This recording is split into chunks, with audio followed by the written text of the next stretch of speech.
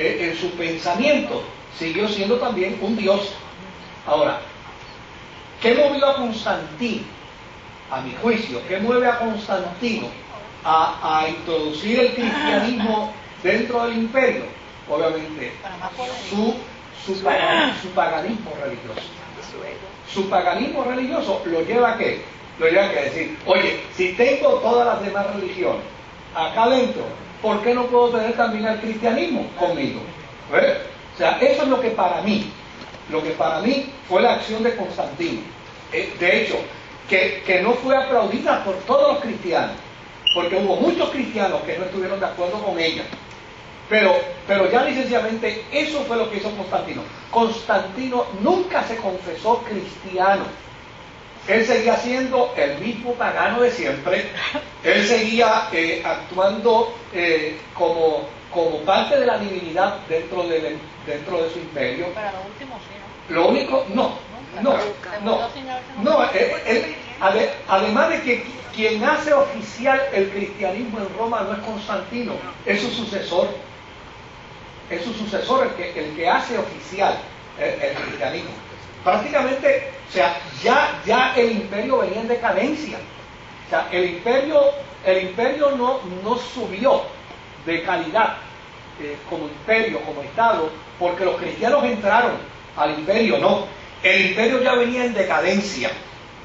Y siguió en decadencia. O sea, la decadencia del imperio, después, prácticamente ya es más,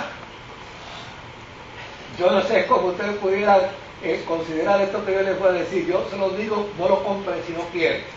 Pero mire, Juan, además de ser un gran vidente, Juan era un hombre muy, muy educado. O sea, Juan no era un ignorante. Su griego era un griego de una persona muy educada, de una persona que estaba en unos niveles de educación muy por encima de la gente común.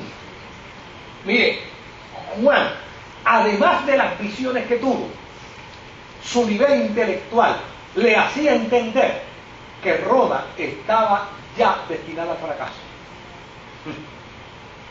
Porque la decadencia de Roma ya se veía en el siglo II. O sea, ya en el siglo II la decadencia de Roma ya estaba. Y desde luego, si Juan es uno de esos profetas de la línea, digamos, de Elías, mire, Elías era tan profeta como político, como estadista en el sentido de la palabra, ¿sabes?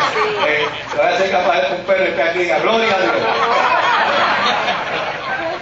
O sea, como hombre de Estado, Elías era tan profeta como hombre de Estado.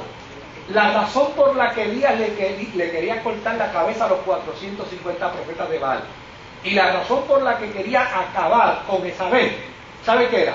Porque él sabía que esa mujer, con los 450 profetas de Baal, iban a destruir la economía, la idiosincrasia, el acervo cultural del pueblo judío.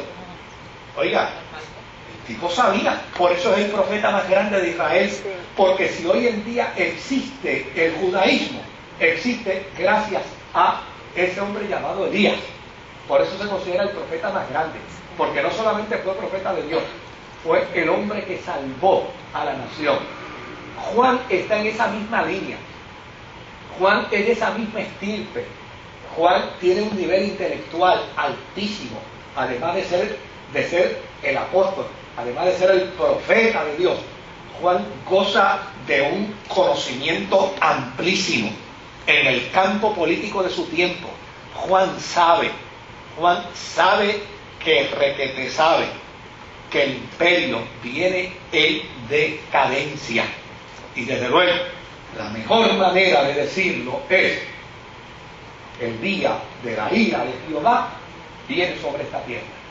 Pero Juan sabe que el imperio viene en decadencia, no solamente por su experiencia de fe, no solamente porque sabe que el que va de espalda a Dios, a la larga se cae y se revienta, sino porque todo lo que hacía el imperio romano,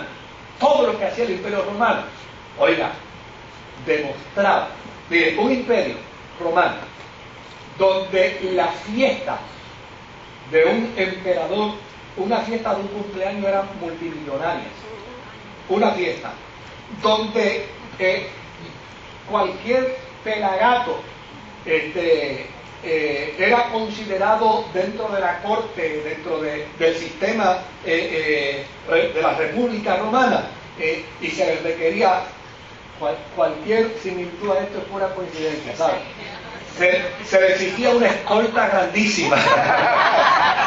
Mire qué interesante. Eso es aprendizaje de la Sí, historia. sí, es que quien más ha modelado en el mundo político moderno es Roma. Sí. Ya es Roma, eso es innegable. Y se sigue copiando muchas cosas de ese mal modelaje. Y desde luego, la arrogancia, la soberbia, la jactancia, el glamour que había en ese tiempo era vergonzoso. Bueno, ya, mire, todo lo que había.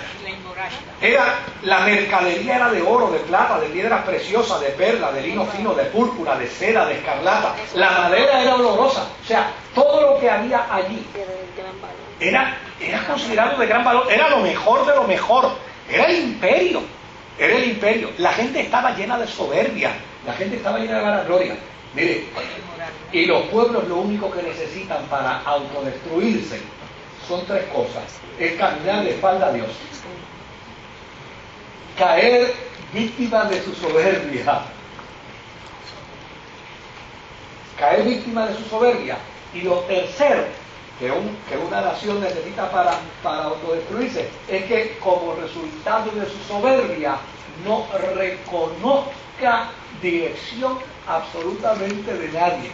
Porque por lo menos si alguien está haciendo las cosas mal y dice, mira, si alguien me dice que la estoy haciendo mal, dejo de hacerlas mal y lo hago bien, pues por lo menos se tiene esperanza.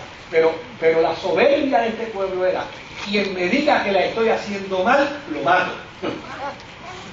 O sea, tenían todas las de perder. Emilio, después de esta otra mano te cedo tu oportunidad, con mucho gusto. De la forma como es el ser humano, en el sentido de también incluyendo al creyente, cuando ahorita el ejemplo de que hay variantes en el pueblo y lo matan, o uno así abiertamente, directamente, no se alegra, pero en el fondo tampoco le da pena. Y entonces, a mí siempre me llama la atención una porción de la escritura de Juan y el Apocalipsis, cuando vas a describir unas personas que vinieron de la gran tribulación y que habían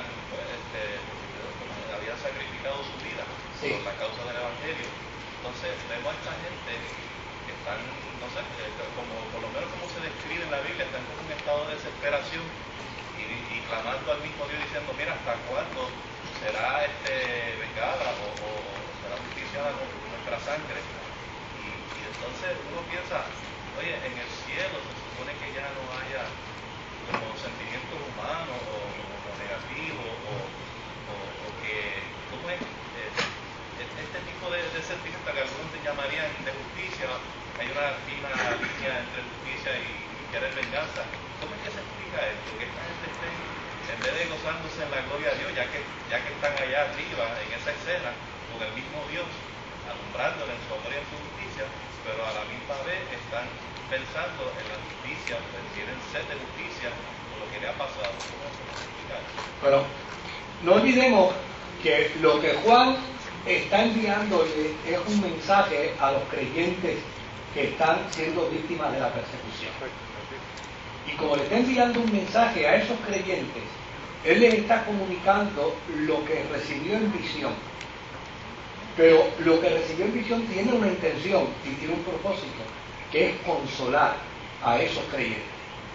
Desde luego, Juan pudo haber visto mucho más de lo que escribió, pero su intención es consolar a los creyentes.